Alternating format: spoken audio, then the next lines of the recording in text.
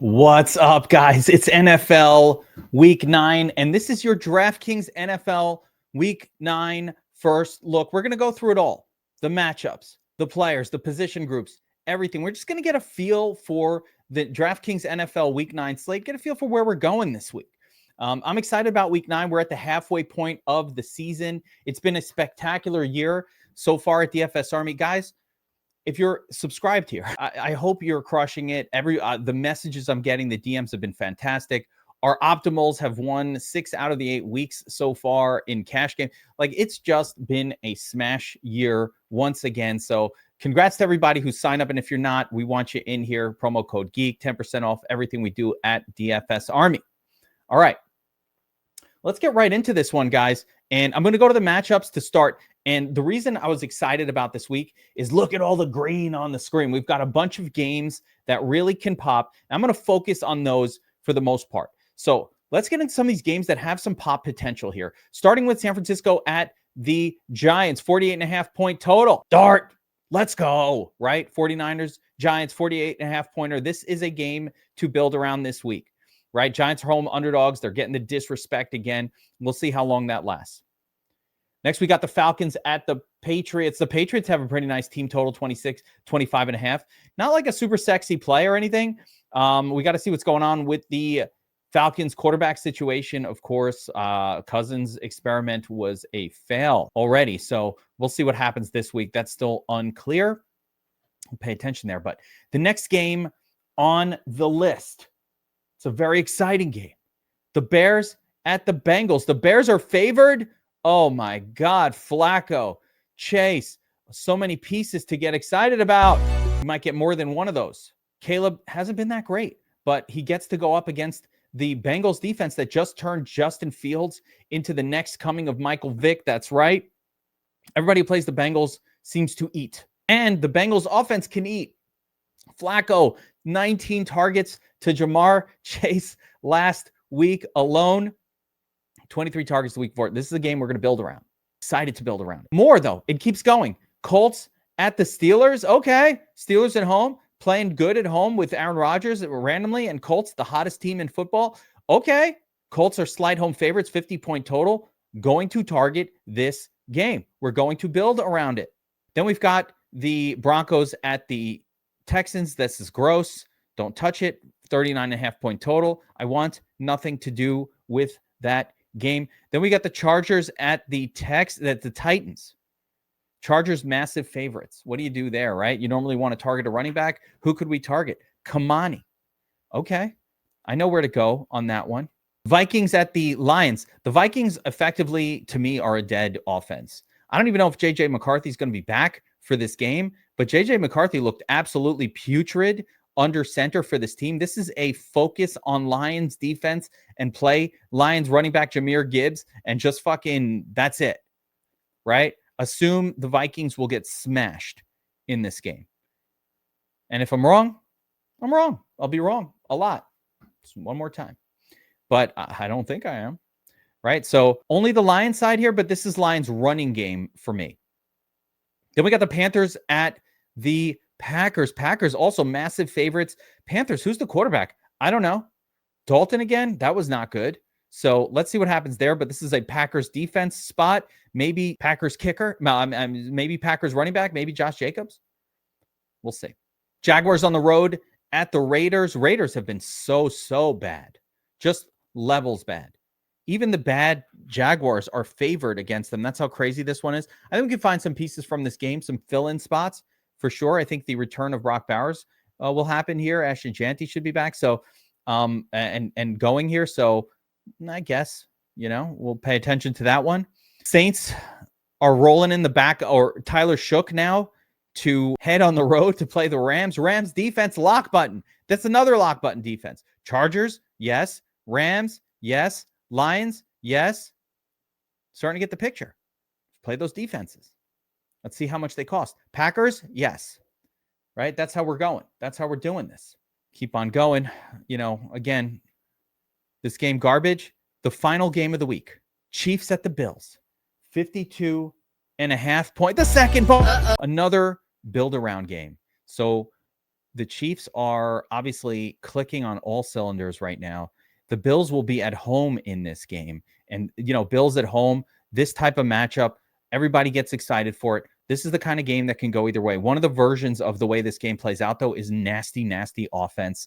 Both teams scoring a lot. There's a second version of the game that plays out a little more defensively minded. There's also some concerns always with the Chiefs and the Bills. Like on the Bills side, who do you even stack Josh Allen with? You play him naked, you play Mahomes here. A lot to do with this game. We're going to have to build around it a lot of different ways. So from the overview of the game tiles, the games I'm specifically interested in stacking up are going to be Giants, San Francisco, Giants at home, dart, right? Pieces from San Francisco, all the pieces. Bears at the Bengals. That's maybe my favorite of these. Very exciting. Flacco, Caleb Williams favored. Okay, right? And so we're going to stack that one up. Back to Roma Dunze. We'll get it figured out. Slightly lesser for me, the Colts-Steelers game. I do like it, though. I mean, there's nothing not to like. I like the Colts side of it. But even on the Steelers, this is a game just to get exposure to across the board. And what I love about this week is they're setting up as game stacks. So these are a lot of these games where we're going to be able to ping pong, and we'll be able to sort of contain the damage from particular lineups into just lineups built around those games. And then finally, Chiefs, Bills as another build around spot. Both teams, both sides, all the pieces. This is a fun week. Let's get going with this, right? This is exciting. I love it. All right, let's jump over to DraftKings, the player pool, and we're going to go position by position, talk through these player situations, and we will craft. Guys, this is just a first look lineup, and I usually try to stick with just value pieces or core pieces that I think will become core as the week goes on. So bear with me as we do this. And let's get started here with the quarterback position. Josh Allen at the top of the list, right? 7,300 this week. Josh Allen just, he's running for touchdowns. He does everything you want. He has not had one of those blow-up games since week one, but this is definitely a spot. Remember in week one, he played a full-force Buffalo team, and that game just exploded 41-40, and you got the ultimate out of Josh Allen. The crazy thing about that game was Allen didn't really pull any pass catchers with him. I mean, I think it was Dalton that week, but naked Allen does work. And so we might not have to even stack him, but I love Josh Allen there. And flip side of that game, Mahomes just as good, maybe better. Mahomes has been as good as it gets.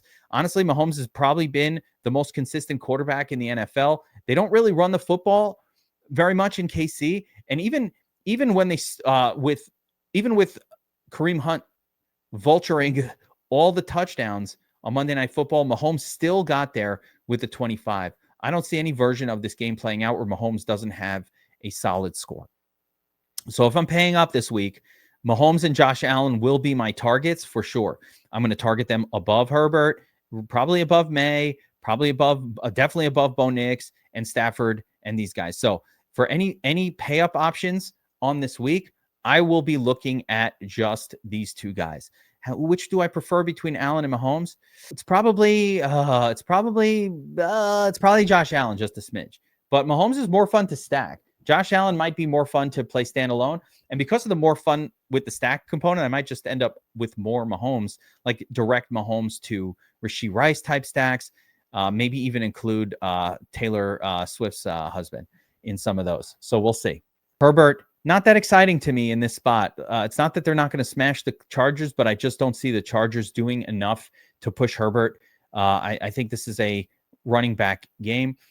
Drake May does set up pretty well here against Atlanta, and he's just been on fire as well. He's like kind of rivaling Mahomes right now. So I think Drake May is kind of in play, but I don't think the Falcons will be able to make a game of it just in general, no matter who's the quarterback. I'm not convinced they can make a game of it at all. Matter of fact, I might want to go grab a bet on New England right now. Denver at Houston, gross. Stafford in a smash game, gross. Right? So no. And then we get to Daniel Jones here at Pittsburgh. Yeah, I think this is playable. Listen, Danny Dimes, he's putting up 23s, 22s, and 23s. These are with Jonathan Taylor scoring 3 touchdowns. When some of that scoring goes to the arm of Dimes, the 23 is going to turn into a 29 or a low 30s number. Daniel Jones can be the nuts quarterback NFL week 9. It could happen this week. So I definitely am going to have some Daniel Jones lineups for sure. Jordan Love, not interested. Goff in this smash spot, also not super interested. I think that's a better spot for Lions running backs, with Minnesota being a completely dead offense right now. Aaron Rodgers, I'm just not ever going to play Aaron Rodgers for 5,800. That's, guys, is it a decent spot at home for him? Yes. Am I going to play him? No, I'm not doing it. This is principle. I have principles. I'm a principled person. Not going to happen. But Aaron Rodgers, okay, whatever. We could just play DK Metcalf or something. Not interested.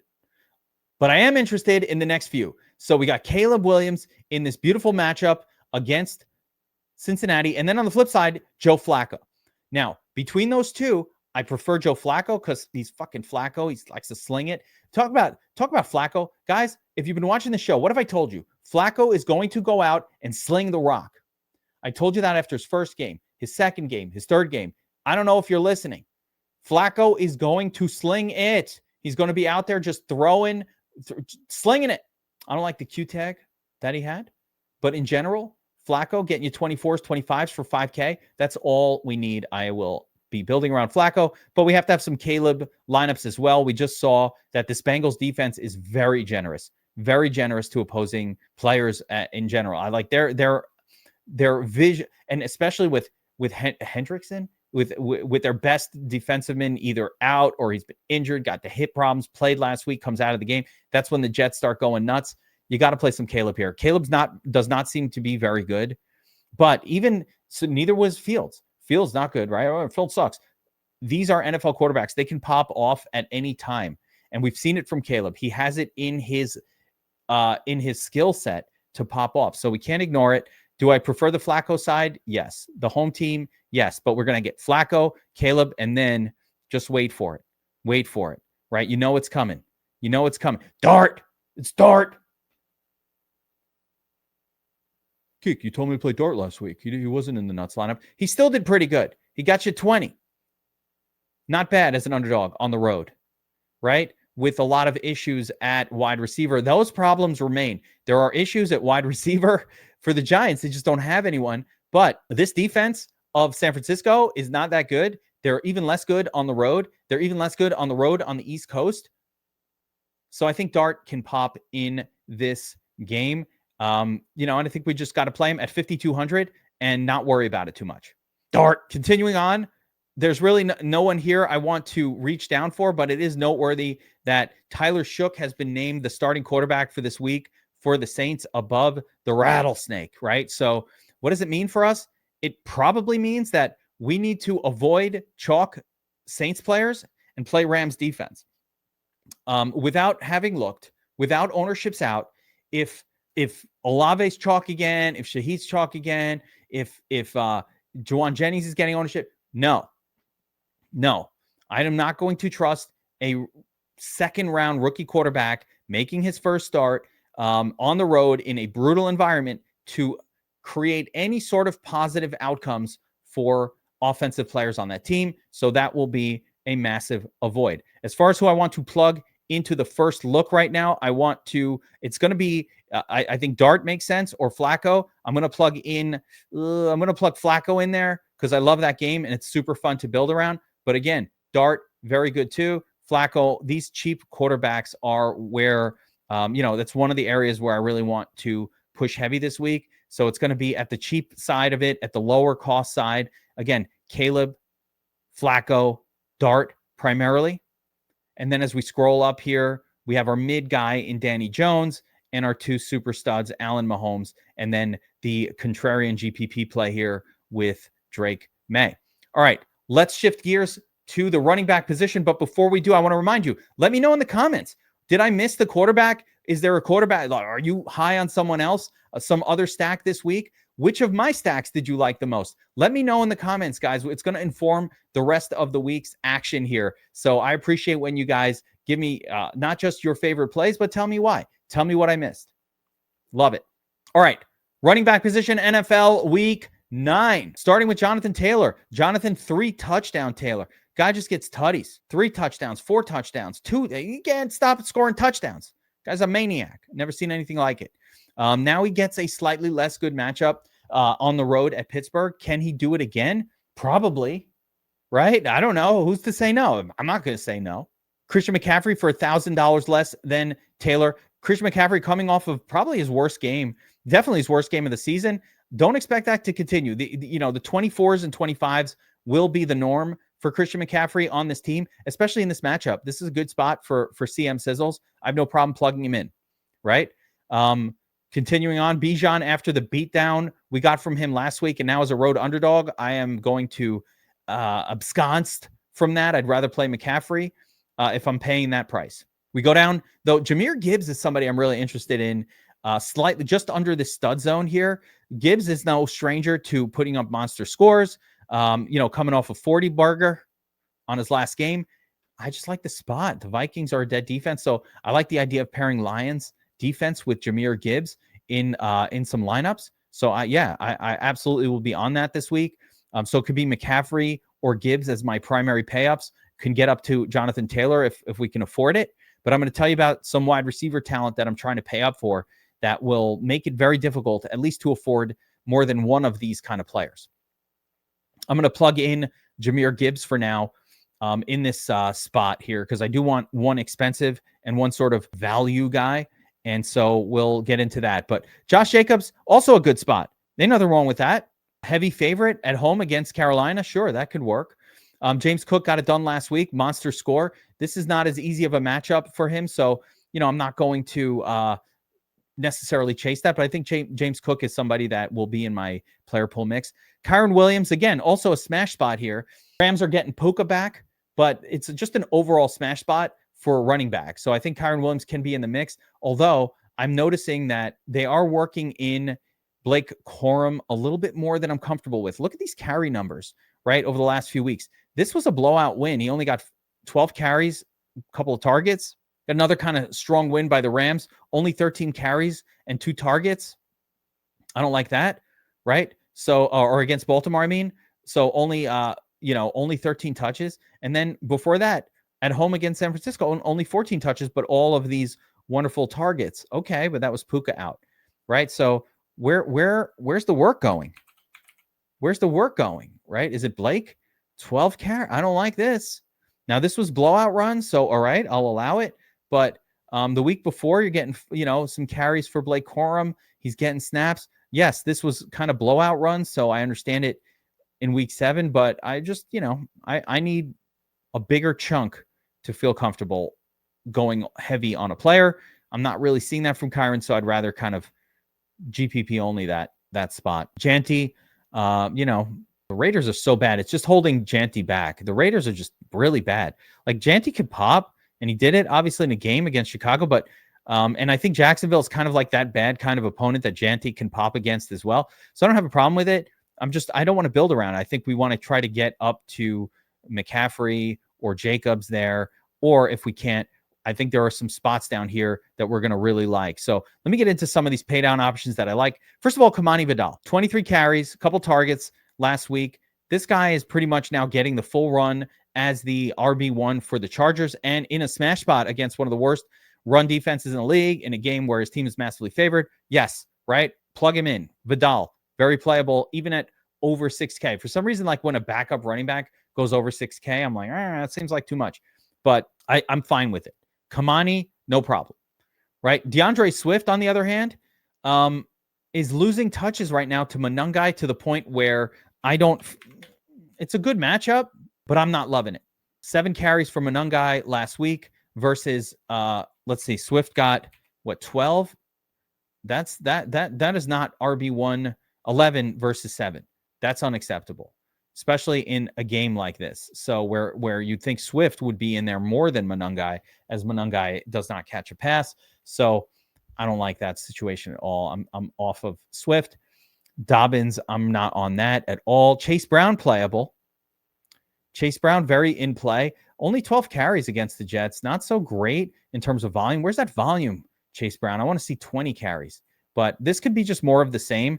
And he's not my favorite play on the slate, but sub 6K, I think it's fine. A couple other names that I want to keep in mind as I'm doing lineups this week. Travis Etienne, again, The team is in a smash spot against the Raiders. ETN's got to make the player pool at 5,600. The price is right.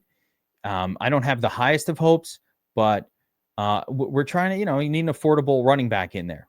Warren, just all right. Kamara, no. Ramondre. It's really just a split back. It's a good overall matchup for Ramondre, but he just doesn't see the ball enough. Now, the next guy that I want to plug in to the lineup here is going to be Tyrone Tracy. Scattaboo's out. He's hurt. He's done for the season. Well, even when he came out last week, Tyrone Tracy came in, got all the work, did fine, and that's more of the same. So Tyrone Tracy is underpriced massively at 5,100, and he will be the chalk, probably going to be massively owned, the chalk pay down option at running back. I already like this game, so we're going to leave him plugged into this spot, and we'll allow the flex to potentially come back for a Kamani. Actually, we'll plug Kamani down there for now as well. Tyrone, you better call Tyrone. What's up, Erykah Badu? Okay, let's move on. Wide receiver position, NFL Week 9, starting at the very top with Puka. Puka's back. Love Puka. Always double-digit targets. All good. You know who's also got double-digit targets and priced around the same? Jamar Chase. 23 targets, follows it up with a 19-target effort against the Jets. Are you kidding me? Are you kidding me? Between these two, I'm plugging in Chase, especially because this lineup started with Flacco. But Chase, to me, is going to be a staple of all my lineups this week. As long as Flacco's a quarterback, as long as this Q tag doesn't develop into something scarier, Chase is in my lineup. Let's start there.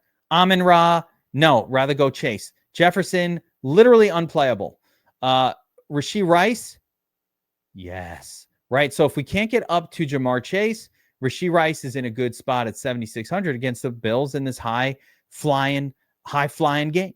That'll be our next interesting guy in the pay-up zone. The nice thing is we don't have to be interested in all of them. No, yes, no. Devontae Adams, why not? Because Puka's back, and he's not priced as if Puka's back. So, and this game isn't competitive. I don't need that. Nico Collins, again, non-competitive, high defense, low total, pass, right? But Rome, 10 targets, 7 receptions. Really, the key playmaker for the Bears. We're building a Flacco lineup. That means we're kind of building a game stack around this game. So I don't mind, if we're building this for an actual tournament, hell yeah, I'm going to plug in Odunze, get the little ping pong action going, chase Odunze, high-flying game. I like Odunze regardless, right? But let's keep it going. Drake London with mystery Atlanta quarterback, not going to be super interested there. Brian Thomas Jr., okay, at 6,200. I don't mind that. Olave, unplayable. I hope he's chalk. Let's hope that the odds makers don't change his insanely high props for this one, guys, because we want the field to flock to Olave this week, and we want to fade that. So we'll see if that works out, but that's what I want. You guys can join me if you want. Vlad McConkey also, I don't know that Chargers passing offense is where I'm going to go this week as my core build around. So that's nothing I'm going to be super excited about. Pittman had a big week last week. Look at all those targets, 9 targets, 8 receptions. I think we can go right back to Pittman in those Danny Jones lineups. I think T. Higgins, we can go right back to him as well. He did not have a big week because all of the targets went to Jamar Chase last week. That's not going to keep happening. We go right back to it. We chased the stud off a dud. No worries there. I would actually plug that right in just like that. Double stack with Flacco. It doesn't need to be double stacked, but the double stack works. Addison, no. McMillan, no. Diggs, no. Allen, probably not. Worthy, yes, in my Mahomes, only in build arounds for that game. Then we got DK Metcalf. Yeah, okay. If we're building a Danny Jones lineup of some sort, I do want to bring it back with DK. I think he doesn't get a lot of volume. 7 targets, 5. Like, we haven't seen a volume spike for him, but he does score well. He scores a lot of touchdowns. Doesn't need that much volume, but that lack of volume is a little bit concerning. It's just something to keep in mind. Johnston coming off the donut. Pearsall, will he actually be back and healthy? Don't know. Myers, no. Shakir, again, just in Josh Allen lineups, not somebody I'm using standalone. DJ Moore, I'm not interested at all. Dubs, no. Wandale, yes. Right? We can go Wandale with our dart lineups. Wandale's playable in all formats. Did not get a ton of targets last week, but in the previous weeks, 12, 7, 8. I don't know how they don't throw to Wandale a bunch with everybody else hurt. So I do think it. Shaheed, no. Booty, yeah, he's doing well. I mean, he's got another big play. He's just a big play guy. He's been doing really well. Tournament upside. But since I'm not building around this game, only in build arounds for that game. Bourne, maybe. I don't, let's see who's healthy for the 49ers this week. Bourne might be back in play, but if Pearsall plays and Juwan Jennings is in, I think we kind of have to get off the Bourne bandwagon will be done. Jameson Williams has dropped down to appropriate pricing. By the way, Jameson Williams is actually playable here at this price, even this week. You could play that. But one of the names that stood out to me down here in the sub 5K territory, I think Travis Hunter. He seems to have almost like a better connection with Trevor Lawrence compared to Brian Thomas Jr. right now. Maybe it's chasing last week's big game. It probably is, but I don't care. They want to get Travis Hunter going. I think that's a guy you can plug into your lineups as well.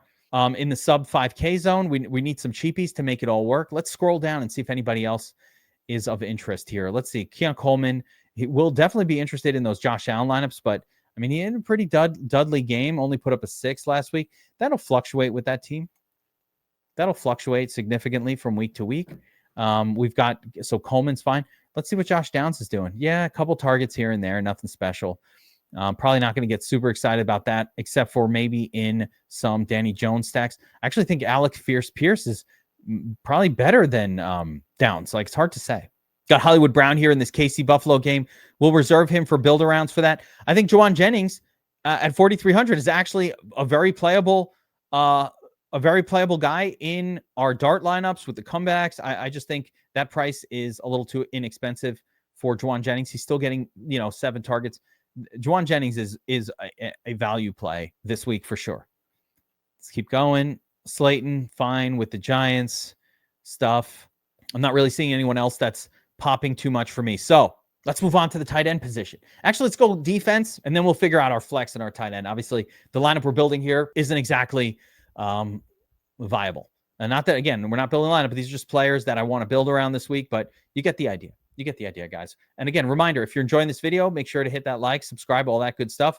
But if you want to get in with us at DFS Army, get access to our Domination Station Optimizer ownership projections.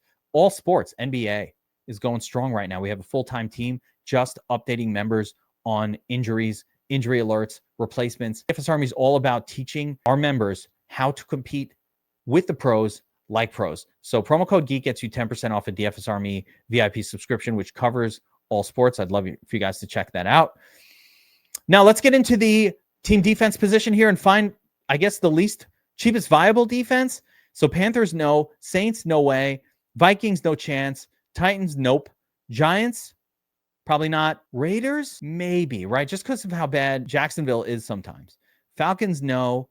Bengals, no. Pittsburgh, no. Buffalo, no. Houston at home against Denver. I normally like Houston defense, but not there. KC on the road, no. So note that we've gotten past the 3K level. I don't even see a single viable, usable defense in that price range. Moving up, Jaguars at Vegas. I think that's playable, right? The Raiders have been one of the worst offenses in the league. So I'd play that. I'd play Patriots at 3,600. Especially the Patriots might be the top play depending on who Atlanta rolls out at quarterback. I mean, if it's Cousins again, we almost have to load up on the Patriots here. Minnesota, same idea. It could be that Lions defense is the top play. If the Vikings, I think they are the top play, regardless of who the Vikings roll out. They might roll out McCarthy, which is great for the Lions, and they might roll out McCarthy's backup, who is a third stringer who no one has ever heard of. Don't even try to tell me you've heard of him. You have not. Who the fuck is that guy? Who the fuck is that? I don't even know the guy's name, but there's a backup over there that is playing. So I think Lions defense will be my go-to here. Keeping in mind, though, that Packers and Rams, the Rams are so good too. We're paying up on defense this week. That's just what it's going to be. I don't know how you do this without paying up because these are too juicy to pass up. Lions, Rams. Oh my, what are we going to do? Let's go with the Rams. $3,900 first look defense. Let's go. All right. Let's talk about the tight end position. Fell week 9. Starting at the very top. Listen, Tucker Kraft clearly leading all tight ends. 17 fantasy points per game. He's been smashing. Again, we get a non-competitive matchup this week. What am I going to do with that? I'm not sure. But I like Tucker Kraft. It's just very expensive to play him. Tyler Warren's fine. Yadson up to 5K. Oh, he's so good. He's so good. But we can't chase that at 5K, right? We're going to need a pay down option. How about Brock Bowers dropping? Oh, how the mighty hath fallen. Brock Bowers set to return this week. I could see it. Again, we're going to need to pay down, but maybe in a flex, maybe kind of like a double tight end situation could be in play again here. George Kittle is fine. Kelsey, part of that game. Laporta, no. Pitts, probably not. Kincaid, part of that one game, just in stacks, game stack guy, not somebody I'm going to play standalone. Evan Ingram, no, right? Hunter Henry, not interested. Dalton Schultz, meh, fine. But at this price, okay. Hawkinson, not with that horrible quarterback, right? So where do we go at tight end? I think we can live down here, guys. I think we can go right back to some of these spots in this super salary saver zone. Originally, I liked Juwan Johnson down here, but with Tyler Shook now named the starter, I am not down with that, right? So we'll see what happened to Cole Kmet, but if Cole Kmet is out, I think we can go right back to Colston Loveland. No, all right, he's not that expensive. He's going to get a few targets. That's fine. I also think Noah Fant could be mildly interesting here in a stack with Flacco. So, like, we can stack him with Flack, stacked with Flack, with Noah Fant. All right, fine, right? So there's a few pay down options here that I think would be acceptable at the tight end position for a tight kind of low build where we spend all our money elsewhere. And if we can't get there, we're going to have to probably jump up to this 5K zone. So let's see what this looks like with Loveland in it. That Loveland makes for a really nice bring back again on this nice little Joe Flacco stack that we've put together. And yeah, it makes the lineup work. And actually, you can finish this out with something like even a George Kittle or a second tight end in the flex, just, because I want to make a lineup here that at least somewhat works. So, hey, I don't mind this. I would play this. It's pretty good. Probably going to reserve generally Kittle for these dart builds, but check this out, right? We built our first look lineup on DraftKings for NFL Week 9. We got Flacco stacked with Jamar Chase. We got a bring back with Rome Odunze and a second bring back here with Colston Loveland. We've got George Kittle going against Tyrone Tracy. So we got pieces from that other game that we wanted to target. I've got Jahmyr Gibbs in there. I could just go to Lions defense and coordinate those two, or I could stick with Rams defense in a smash spot against a rookie quarterback making their first appearance. Yes, please, right? We got Juwan Jennings here as well as part of that Giant game. So we got a little build up around that Giants game with Tracy on the bring back. This is a beautiful lineup. This works. And now, reminder, obviously, we got a few games to target this week. We have a lot of data, a lot of information coming in. So stick around, stay tuned, hit that like button, subscribe, notification bell. Let me know who your starting wide receiver, QB, quarterback wide receiver stack is for NFL Week 1. Let me know in the comments section, guys. Good luck this week. I will see you guys later on.